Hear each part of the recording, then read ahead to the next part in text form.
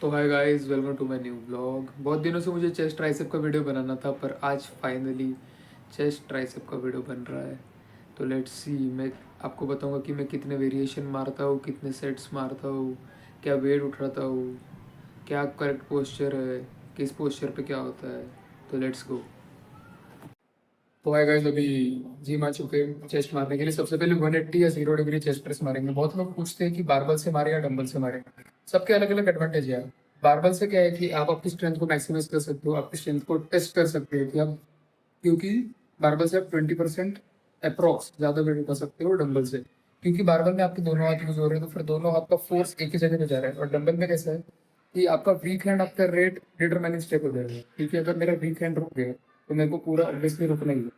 तो इसलिए पर डंबल का एडवांटेज क्या है कि it is more beneficial for muscle growth, क्योंकि ज़्यादा स्ट्रेच मिलता है पीछे। अभी मैं आपको करके भी दिखाऊंगा कि बारबल से इतना स्ट्रेच नहीं मिलता है जितना डंबल से मिलता है, और बारबल से भी ज़्यादा।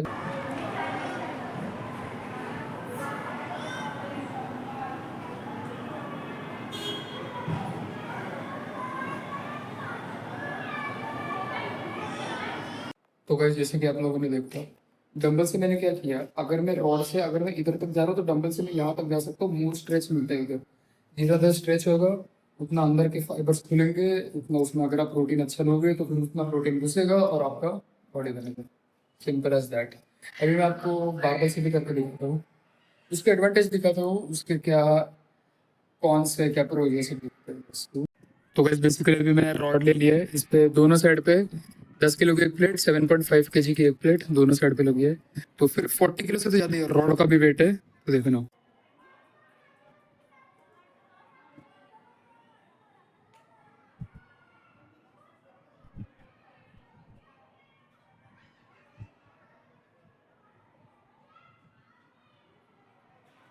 आप लोग एक चीज़ नोटिस करना कि जो बारबल वाला था, बारबल चेस्ट प्रेस, उसमें मैं पूरा ज़्यादा स्ट्रेच नहीं कर पा रहा था, पर वेट में ज़्यादा उठा पा रहा था।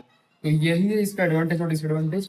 और जो डंबल है उसमें मैं ज़्यादा स्ट्रेच कर पा रहा था, पर उसमें ज़्यादा वेट नहीं उठा पा रहा था as compared to barbell dumbbell press. यही ये दोनों। अभी मारेंगे इंक्लाइन, फिर उसके बाद आएंगे ट्राइसेप पे।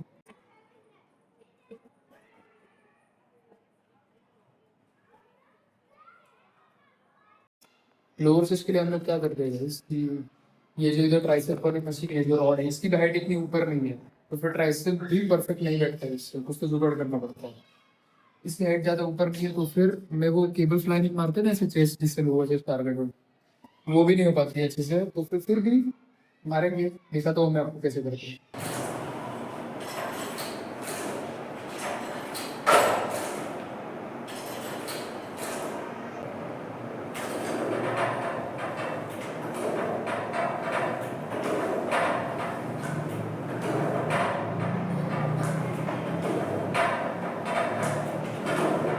तो वैसे वही तीन गलतियाँ है। Tricep is not that tough.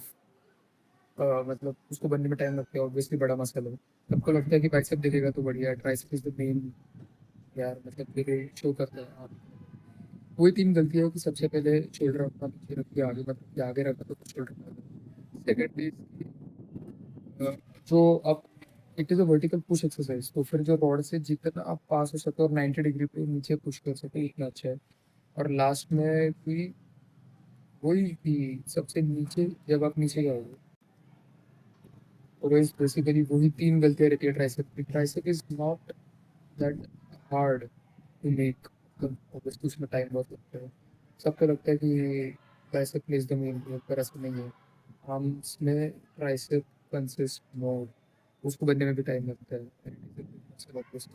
तो तीन गलतियाँ वही रहती है सबसे पहले कि जैसे भी आप नीचे जाओगे तो नीचे जाके आपको होल्ड करना है। होल्ड नहीं करोगे तो वो कॉन्ट्रैक्ट ही नहीं होगा, तो फिर कैसे बनेगा ना। जब अंदर के फाइबर्स कटेंगे तभी उसमें प्रोटीन बढ़ेगा। सेकेंड में इसकी जितना आप क्लोज रह सको रॉड के उतना क्लोज रहना है और 90 डिग्री पे नीचे पुश करना है। ये तो एक्सरसाइज नहीं है, दूर खड़े रह के करोगे। नीचे जितना पुश करोगे उतना ज़्यादा कॉन्ट्रैक्ट होगा। फिर आगे मत रखना शोल्डर, पीछे रखना शोल्डर, आगे रखोगे।